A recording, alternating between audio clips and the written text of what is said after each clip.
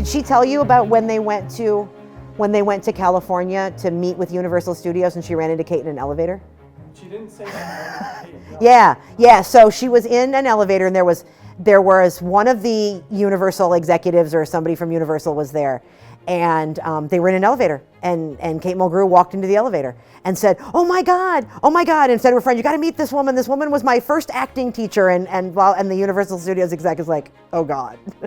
Sue is incredibly rare. Sue is an artistic leader who also understands how to run theater as a business. The legacy of so much theater in this town traces its roots back to Sue, because without the barn there would be no Grand, and even like the Rising Star Theater Company, that model, which is similar to our kids program, that's based on what Sue did at the barn back in the 70s.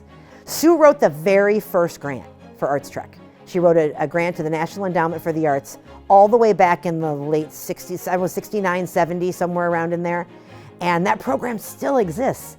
And elementary school kids still go to the symphony and still go to the art museum because of that program. Sue was on the Iowa Film Commission, and they sent out a notice that they were looking for a location to film The Field of Dreams. So Sue took her little camera and she drove around Dubuque County taking pictures of farmhouses, and she sent them all off to Universal Studios.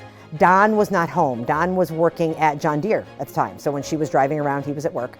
So when they chose his house, she had still not met him and asked if it was okay. It would have been great if she could have knocked on his door and said, they're going to make a movie here and you're going to be a millionaire. But they didn't know that second part. Fortunately, Don was an enormous baseball fan. And that's because at first he was like, who are you, you crazy person standing on my porch? The iconic final shot with 2,500 cars or whatever, a ridiculous number of cars, driving up to the field with their headlights on. Sue actually directed that shot. Nobody works harder than Sue Riedel. I am 100% sure that Sue will always set you up to succeed. It's what she does with the kids that is also truly inspiring. Watching her, even at 78 years old, playing with the kindergartners and first graders and making them feel special and making them enjoy the thing that she loves more than anything, which is theater.